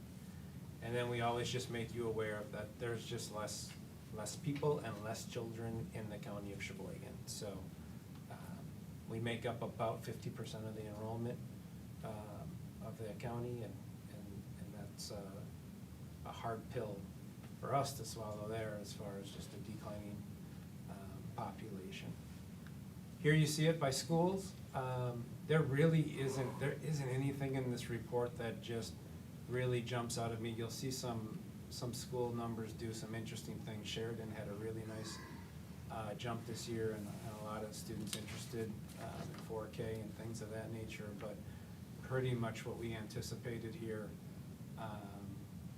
and what we staffed off of. So it was a pretty smooth year as far as staffing goes and as far as enrollment goes in our buildings. And there, you can see the variance year to year between those different schools. So about what we would expect and kind of where trends go. Elementary school numbers, they're holding tight, but what our 4K, what our kindergarten looks like compared to what our 12th grade looks like is different, and that's why we're going to see declining enrollment. When Mark and I run those numbers, it's always kind of a science and an art trying to project it right. You can roll every single year forward, and you're going to be really accurate in most grade levels, and where you're taking a guess is 4K, 6th grade, 9th grade, and then to a little lesser extent 12th grade, right? So you're going to have some 12th graders that return. You're going to see some enrollment changes when families make their decision between 8th and 9th grade, 5th and 6th grade, and then 4K is really a shot in the dark. So we have 3-year averages, 5-year averages, 9-year. We do all the different averages and kind of look at the trends and come out where we do. So feeling pretty good about where we are at elementary level. Middle school level, we typically pick up some kids in 6th grade that had been flat for a while, and now we're increasing again in 6th grade, and then 9th grade we pick up students as well. So I think definitely a strength of this district is number one, choice, and number two, our large high schools just offer so much that there isn't another district or another school in the county that can offer what North and South do just because of their size. So good stuff going on there. Continue to become more and more diverse. I always ask Kelly, I think we're up to around 40 languages. And our ethnicity numbers are showing for you there. 2 or more races is really where we see a lot of increase percentage-wise. find that as a strength for our district. For reduced lunch numbers, this graph is a little sad, right? So we're up to 64%, and we continue to see those numbers grow, and we know that that provides challenges for families, we know that provides challenges for our district. I think we're really proud of the way that we support those students, and we talk about that a lot through the year, but that number continuing to grow is definitely gonna put some stress on our systems, and we have to make sure that we're prepared and we're equipped to support those kiddos and their families. And then you get into the open enrollment in and out. Again, these numbers will give you historical pieces here, but nothing jumped off the wall here.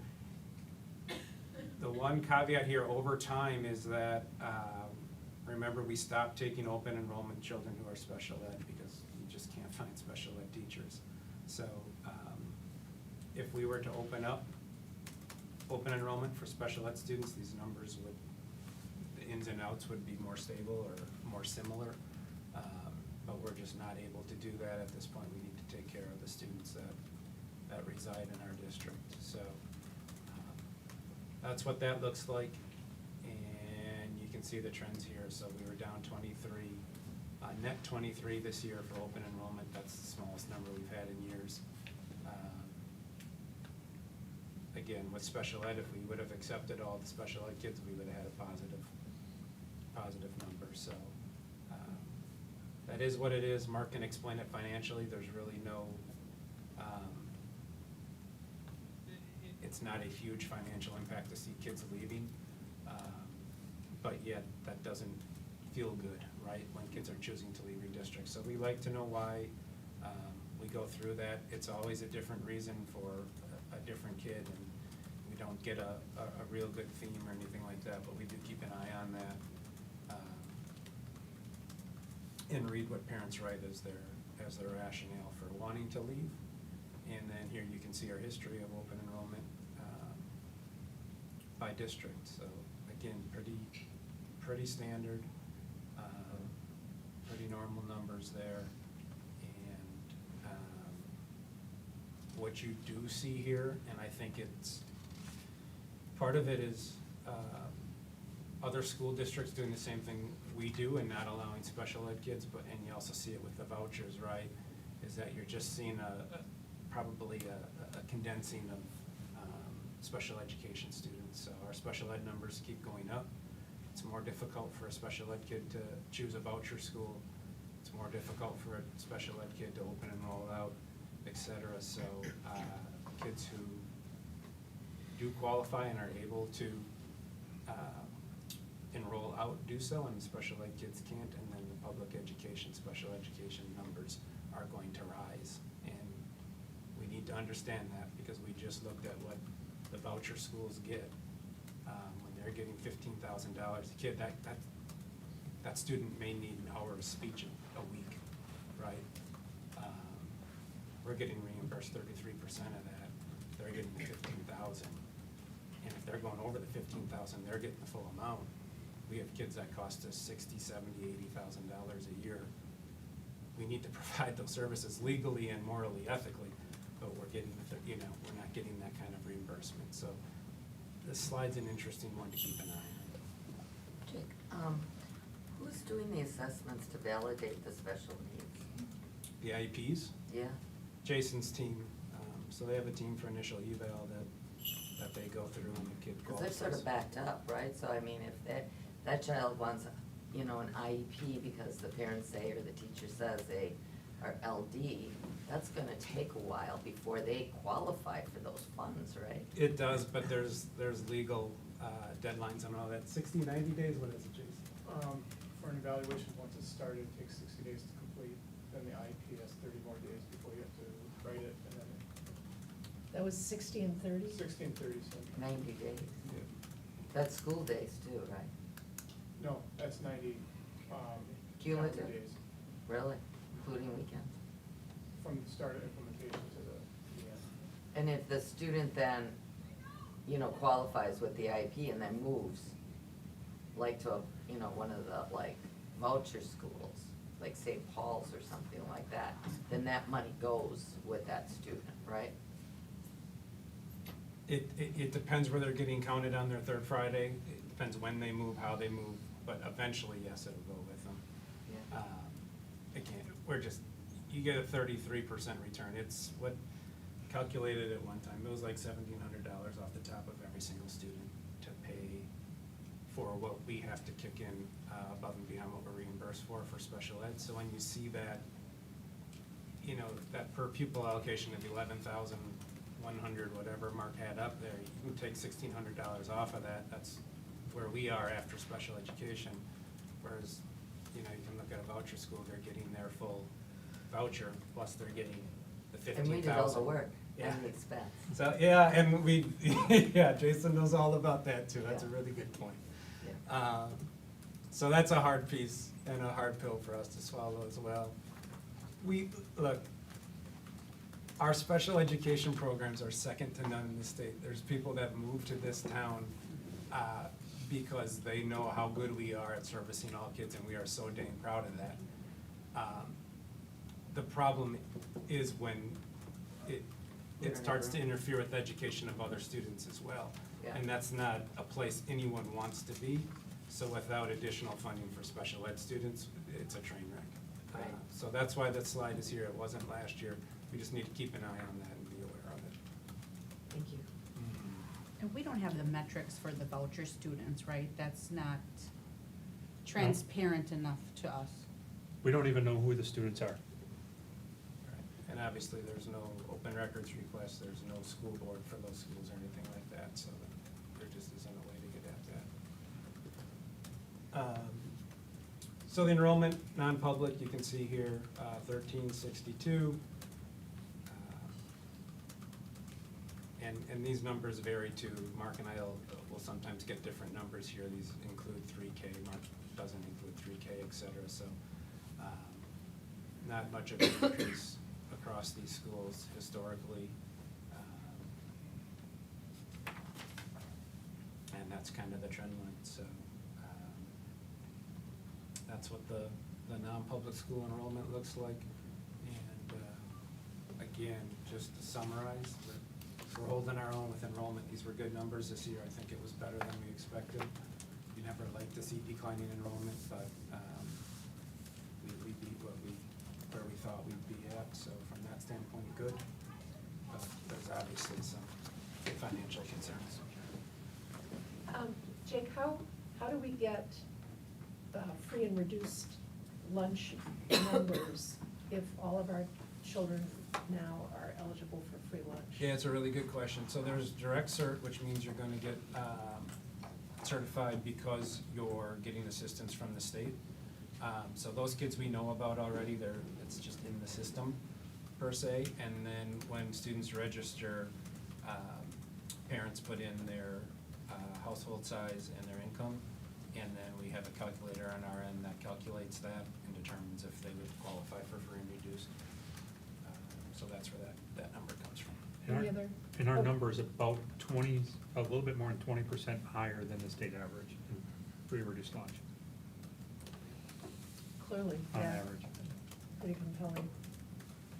Any other questions, comments? Thank you. Thank you, Really Jake, interesting. appreciate it. Let's move on to the. Applause for you. I'm no Mark Belkin, but I tried.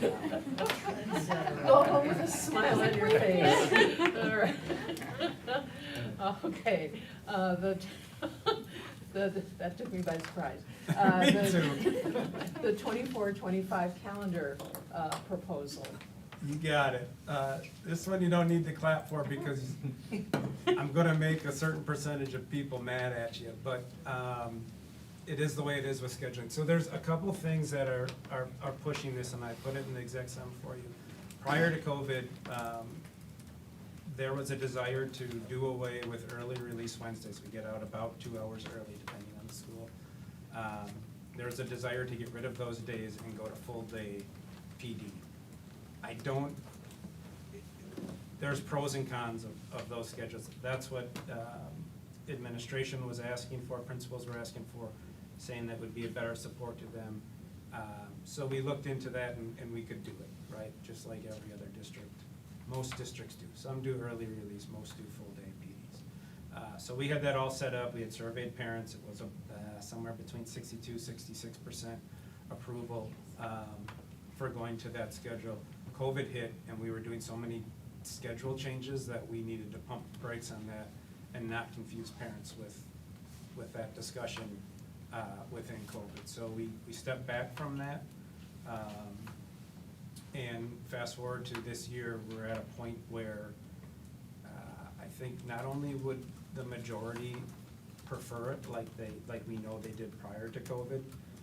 We have the Act 20 reading ramifications coming in, and there's going to be a number of full-day PDs that we're going to have to do there.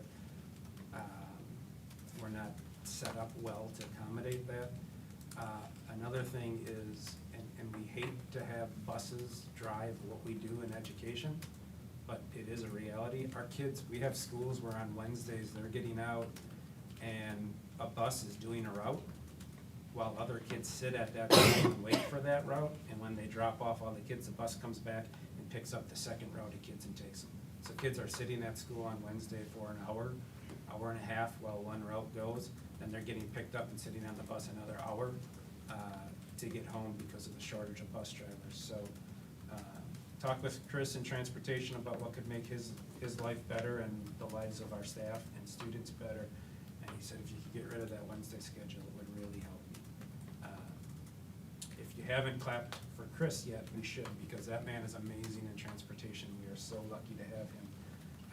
He's solved a lot of our issues, and he's doing the best he can with a bus driver shortage, but there's just no way around this. So what we're proposing is that we go back to parents, survey one more time, ask if they're okay with this, and unless we get a glaring no, we're feeling like we need to move forward with going to the full-day PDs, eliminating the early release Wednesdays so that we don't have kids waiting 2 hours to get home and trying to find staff to watch the kids while they're supposed to be doing professional development.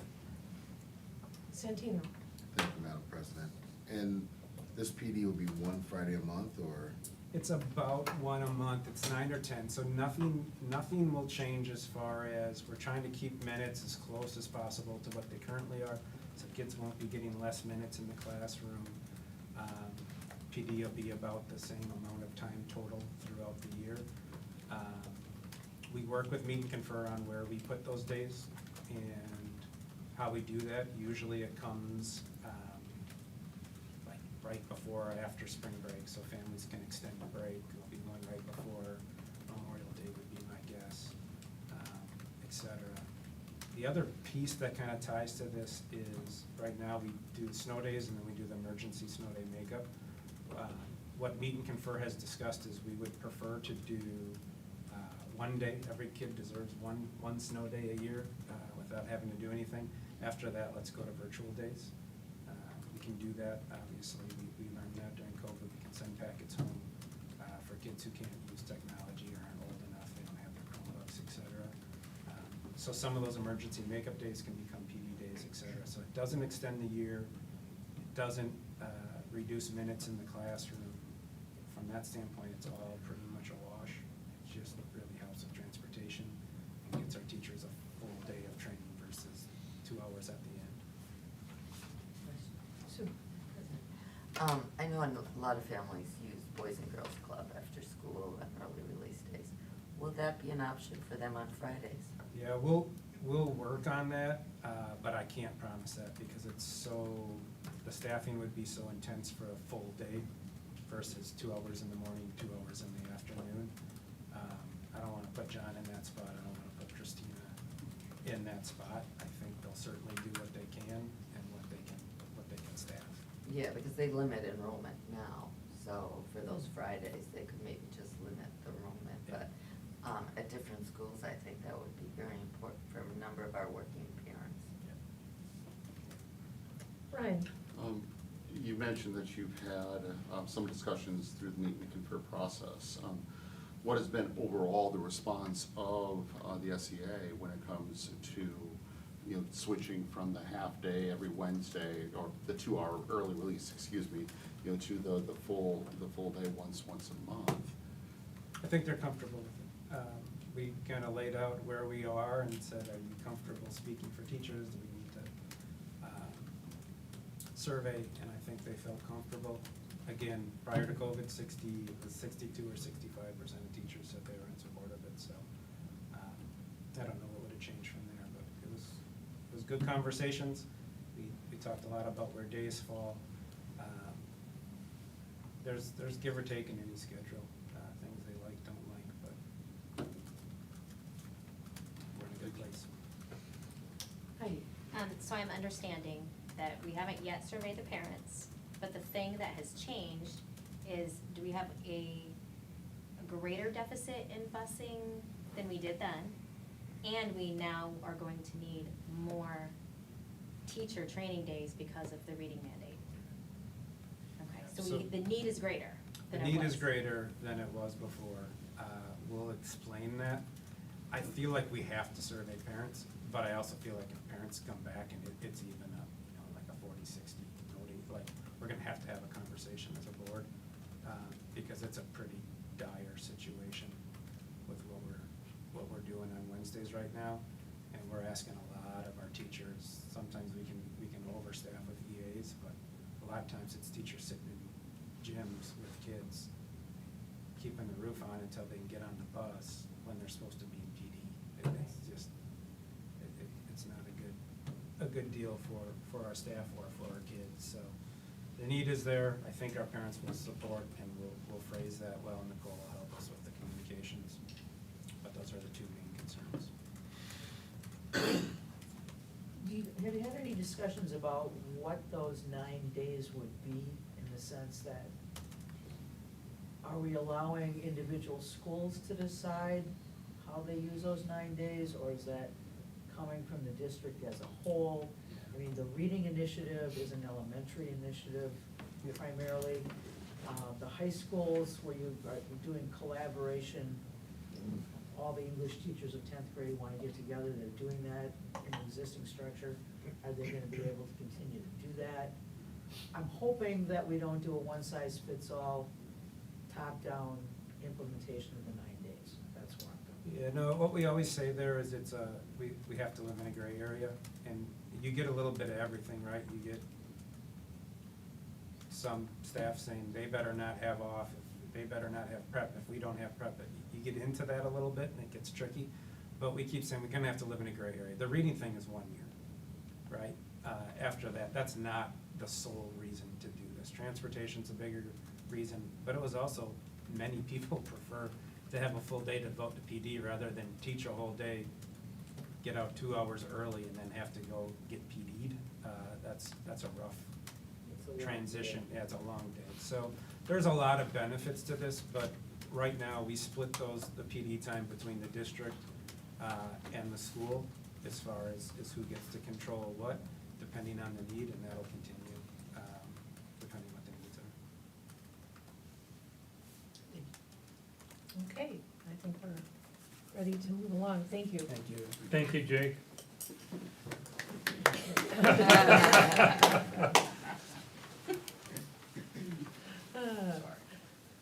Our group. We are up to the Heidi and Seth report on the Public Education Foundation meeting. Go ahead, Heidi, you can sure take it away. Okay, so All In for Education is November 3rd. That is full. All the seats are filled for that. There is a waiting list. There's also the raffle that night and silent auction. The fall project proposal cycle has begun, and teachers and people looking to be a part of that can see the application on SPEF's website, which is new. It is spefwi.org, spefwi.org. The other thing that was mentioned was that there have been meetings with parents of North and South students, and then at North and at South, meetings with students to explain the SPEF scholarship process, which is different than the scholarship process at each school. So they feel like they've done what they can do, to get the ball rolling, so hopefully students are starting to apply for those. That's what I have. You did well. Thank you. I have nothing to add. Very good. Well, by jinkies, I think we're near the end. Regular committee meetings on the 14th and regular board meeting on November 28th. Means you have a week off next, it's 3 weeks. Right. Well, thanks. Applause for Seth. Yes, yeah. For the good of the order, a motion to adjourn. So move. Second. All in favor? Aye. Any opposed? Chair votes aye. We are adjourned. Thank you. Good meeting.